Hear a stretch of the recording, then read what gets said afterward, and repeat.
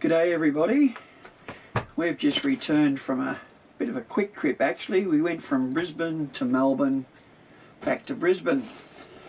On that trip I had this new set of iCheckTPMS, which is tyre pressure monitoring system, installed on our van so I could test them and review them, and I must say they were very, very good. We've had several different makes of these things over the years actually. Some of them were little cheap ones from, I don't know, eBay or online. The difference with them now, well, number one, you can see the difference in size with this new unit compared to this. Buttons have fallen out of this one. The bottom of it's all cracked and broken from the heat, I guess. So, old story, you get what you pay for in quality and technology.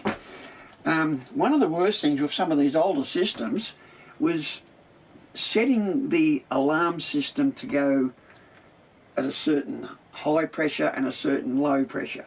It used to drive you mad trying to get the settings correct.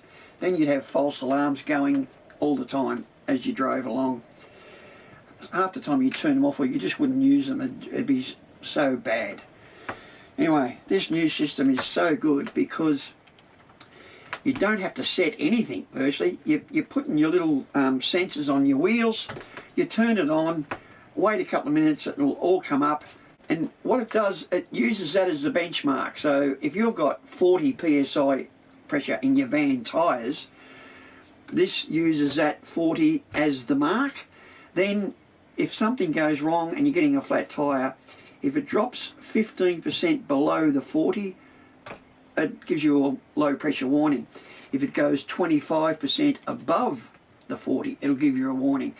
The reason that's different is because as you drive, tyres warm up and pressure does go up. So 25% above, only 15 below, to give you an early warning of it dropping.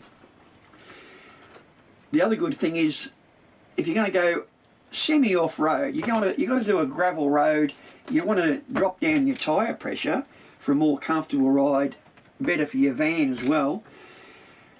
These older ones would be screaming because you've dropped your pressure and they think you're getting all flat tyres all over the place. This new one is what you do here: unscrew your sensors, drop your pressure down to what you want, screw the sensors back on. That's the new benchmark.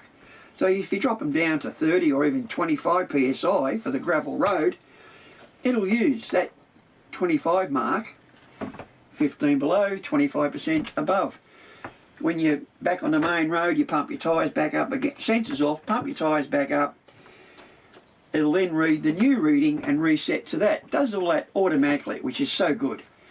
The set we got, because our vehicle, our tow vehicle, is a fairly late model Ford Ranger, it's got its own built-in tyre monitoring system, so we didn't really need it for the vehicle, but we definitely needed it for the van. So this is a set with 5 sensors. We've got dual axle, so 4 wheels and a spare wheel. Set of 5 is all we needed. If your car hasn't got them, hasn't got its own built-in system, you can get these with either a set of 8 or a set of 10. So you can do car and the spare, caravan and the spare. Depends if you've got 2 wheels or 4 wheels on your van.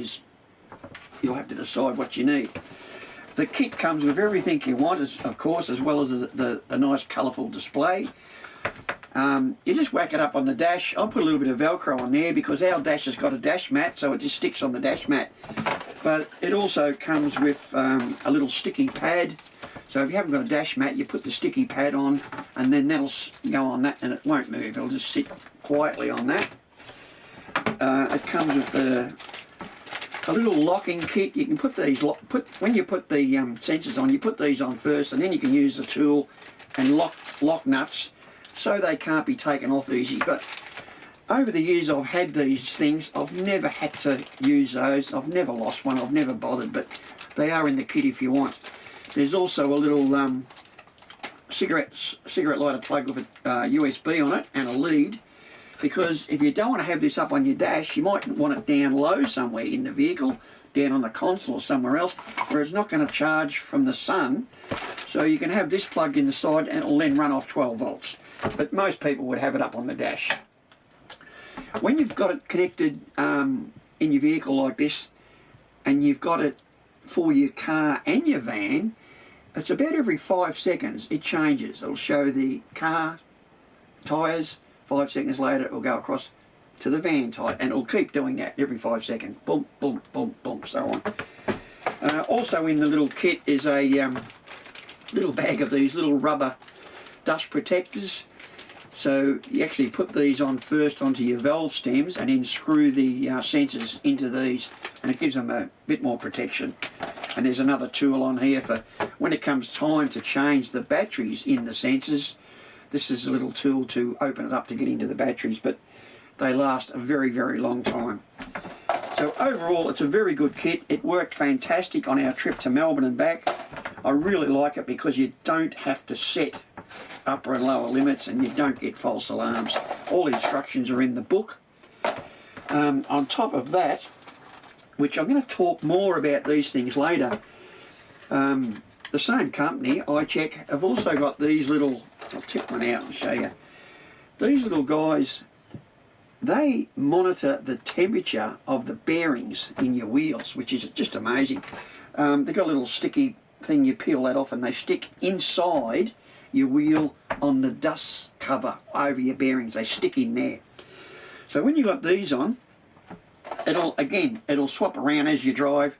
It'll show you tyre temperature, normal tyre temperature, which is really just the ambient temperature around the wheel. This will give you the actual temperature right down on the bearing, and it'll change as you drive between various things as you go along. The default temperature for the bearings is 70 degrees, so that's getting high. If they get up to 70 or above, you'll get a warning.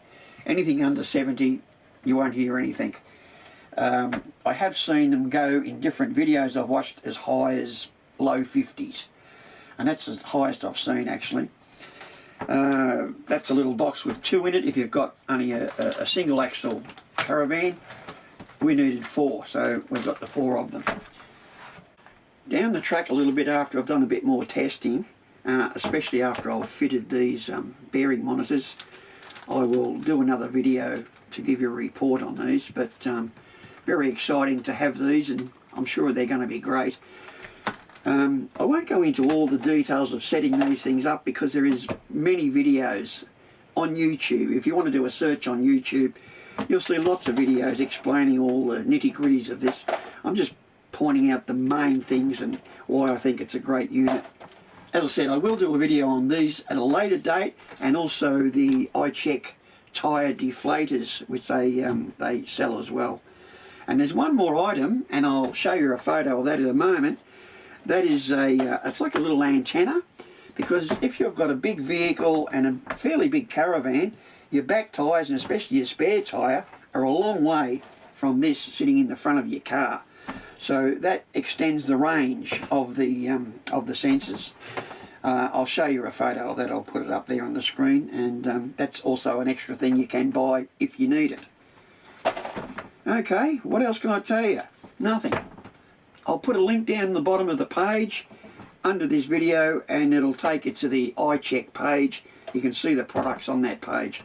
But all I can say, you really should have one of these. They're great.